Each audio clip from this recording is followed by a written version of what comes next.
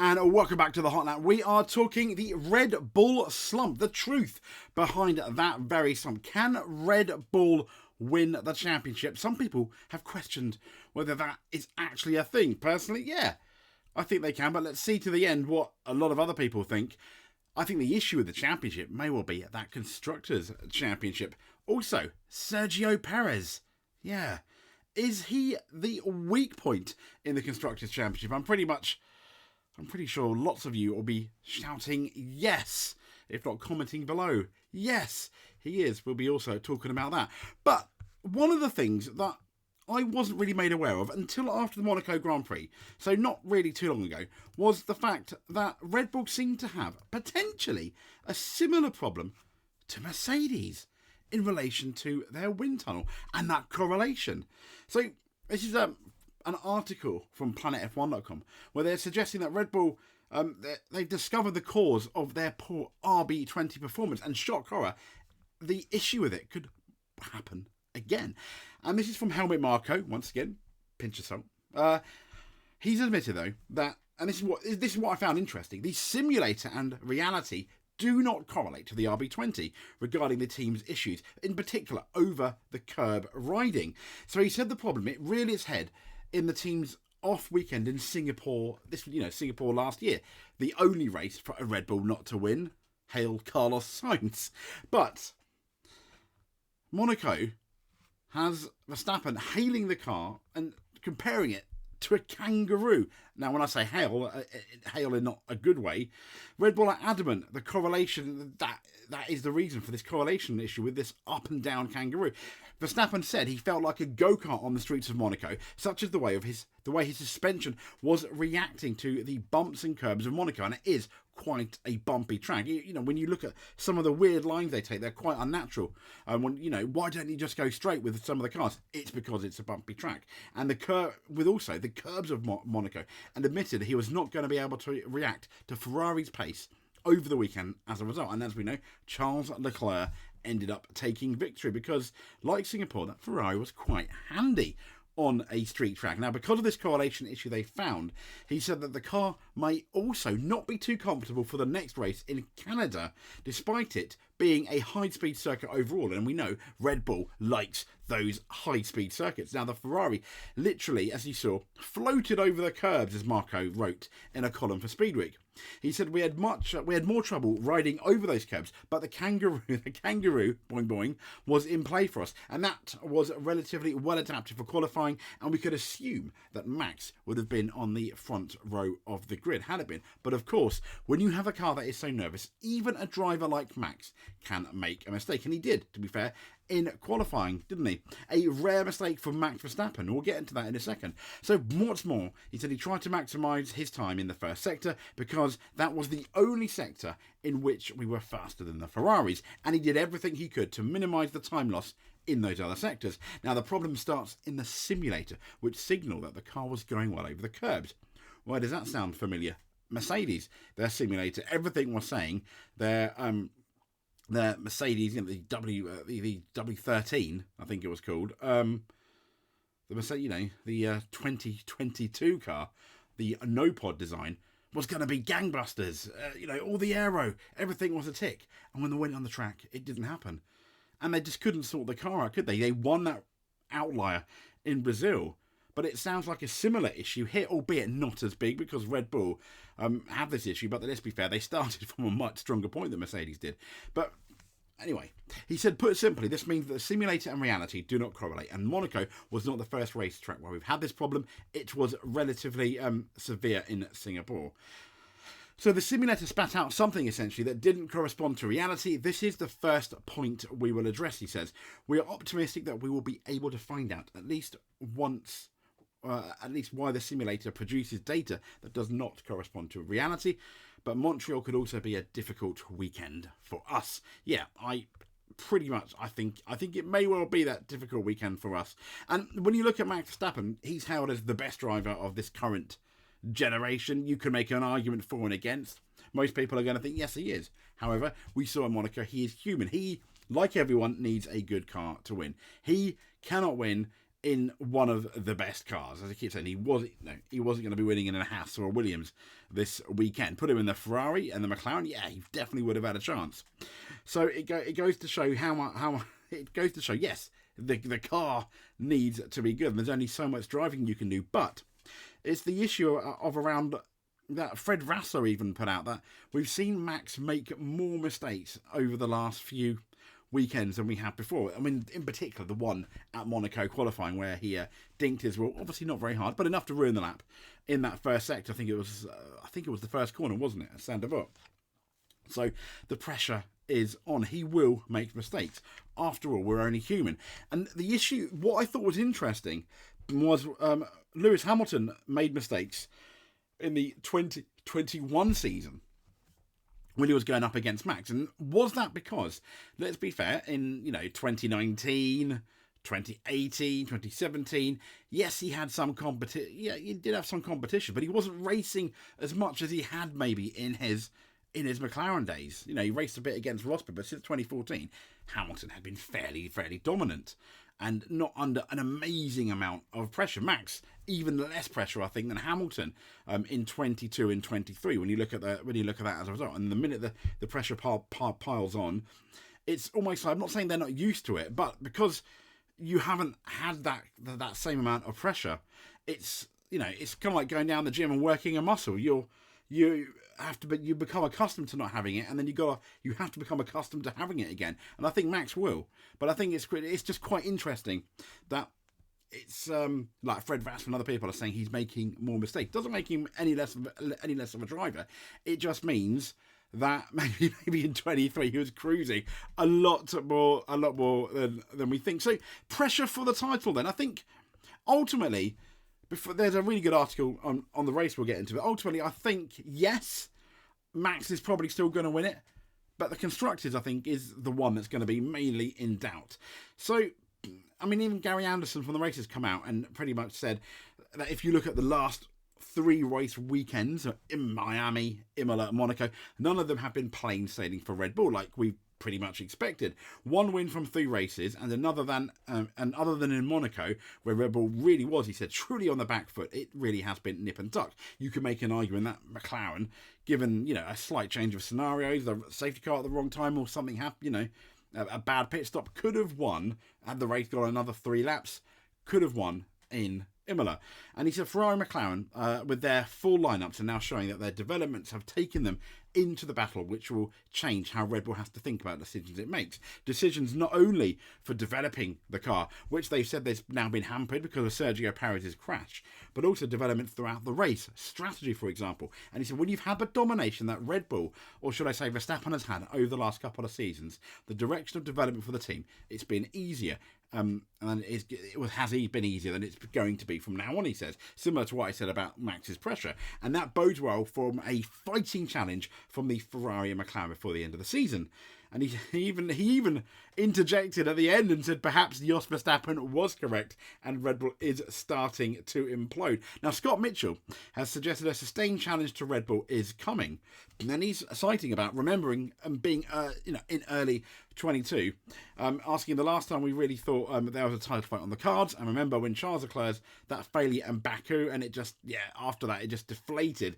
He was 34 points behind Verstappen after that, and their team's trajectories went in absolute opposites. But he said today he's 31 points back, and Ferrari look like to be the team in ascendancy. We are 1/3 of the way through the season, and I can't help but think we might sneak a title fight. I do admit, though, he thinks that's unlikely. He also says Leclerc himself also doubts it. But he's surely more hopeful than he was in 2023. And he says, my main feeling is that Ferrari and McLaren will cannibalise each other over the course of the season and let Verstappen win. As in, take points off each other. So on the days where you have Verstappen doing a really good job and Red Bull doing a good job, it may well be if Sergio Perez, and we'll get into him in a bit, if Sergio Perez cannot absolutely go up there, 110% and just be like 1 or 2 tenths off Max Verstappen, it's going to be McLaren and Ferrari in 2nd, 3rd, 4th and 5th, ultimately taking points off each other when Max is having a good weekend, which is why he's suggesting they probably won't win, at least the drivers. But he said even if a driver's title's not on the cards, based on that, the Constructors' Championship does not look like a sure thing at all. It says rivals are closing in. Red Bull's car advantage is imperious across all circuits, and its second car is starting to go missing. We'll get into that again, which is why he thinks there is going to be potential for a Constructors' Championship fight.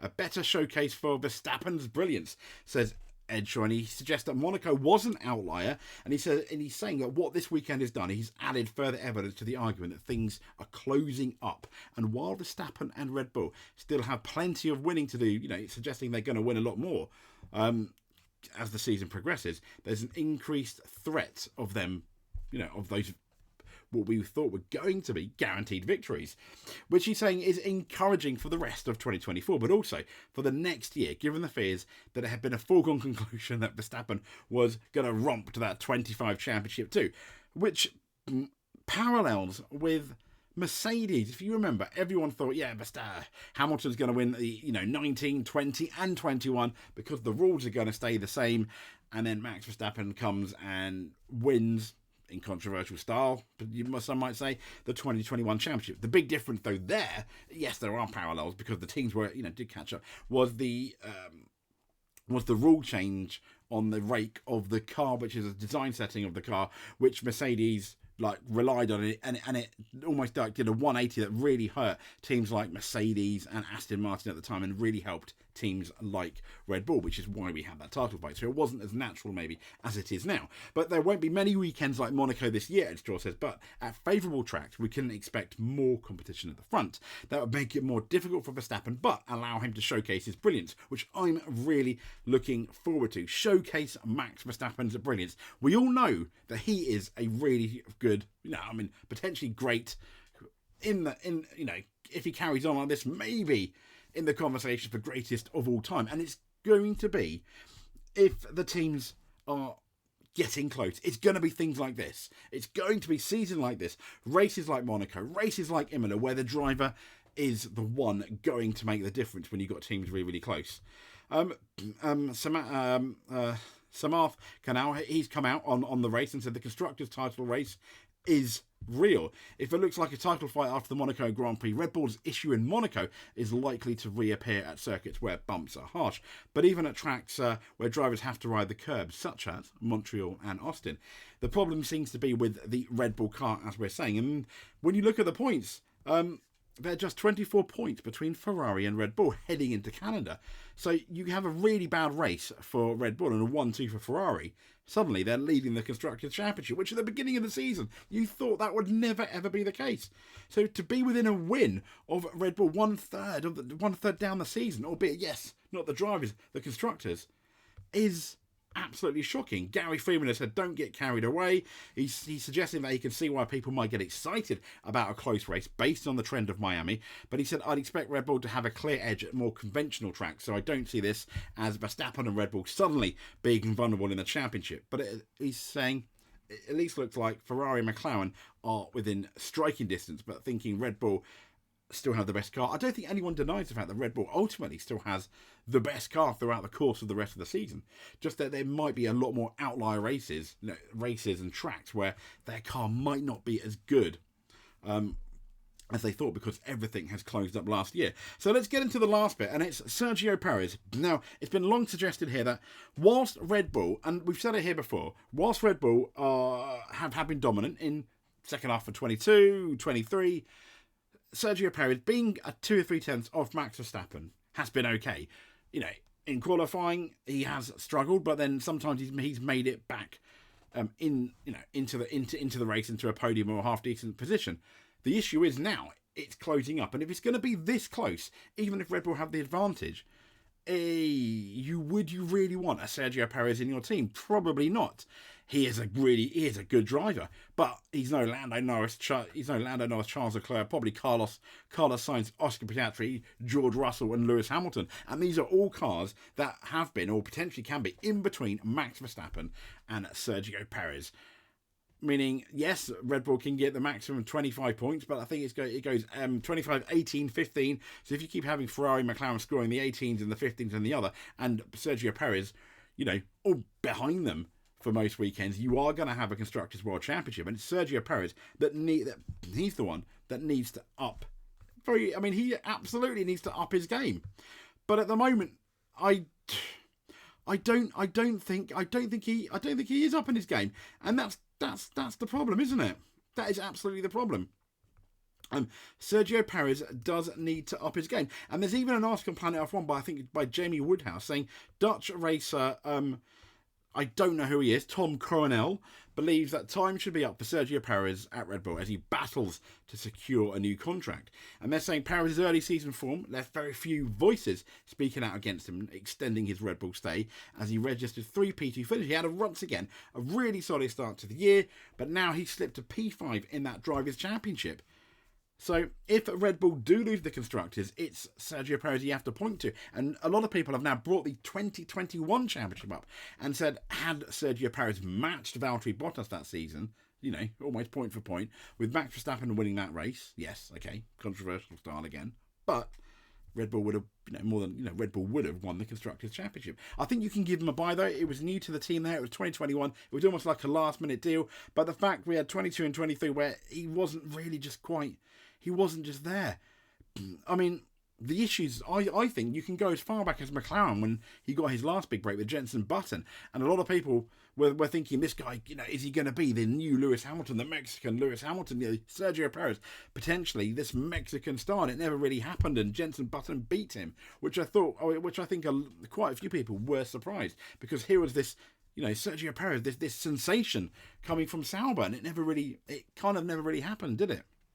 When he nearly won, I think, the Malaysian Grand Prix. So, the weakest link in Red Bull at the moment is Sergio Perez.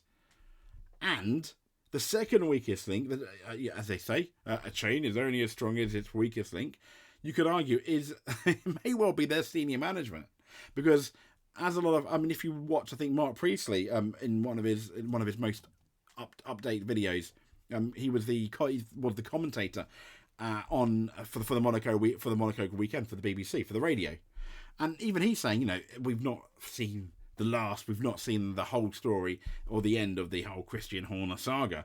I was kind of hoping we had, but it wouldn't surprise me because the ladies appealed and gone to the FIA, so we've not seen the last of that either. So it is a team under pressure at the moment from all sides, and I think the fact they've done as well as they have done with Red Bull, the people at Red Bull, they've got nothing to do with the senior managers, etc. But getting that car ready and now having to fix it after that Sergio Perez incident. It's the team on the ground that are absolutely amazing, I think, at Red Bull. I mean, full dedication. You see them like all the other teams, but they've just done the better job over the last few years. Will they continue doing the better job? Well, that's the kisser, isn't it? That is the £5,000, $5,000 million, whatever you want to see. That's the big question, and hopefully, we'll be getting an answer soon. So if you made it to the end, please give us a like. If you're not subscribed, please subscribe. We have videos every day. We have at least 5 pretty much videos of Formula 1 every week. We also have like touring car content. We got rally content. I do my best to try and keep up on the IndyCar as well. We did do like a quick Indy 500 review. What a race that was. We need to try harder. I'm just one guy. I'm just one person at the moment. So trying to keep on top of it all was really, really difficult. But I really enjoyed doing it, and I really like responding to all of your comments below. It's absolutely fantastic. The fact that you obviously watched. It amazes me that you've sat there, you've watched, a video of a talking head, and you've decided to put a comment down below as well as watching it, which is amazing in itself. That is fantastic. Even if you liked it or you didn't, but the fact that you put a comment down, I just get so chuffed. Anyway, I'll leave you to it. Thank you so much if you made it this far. I really appreciate it. We'll speak to you soon. Thank you very much.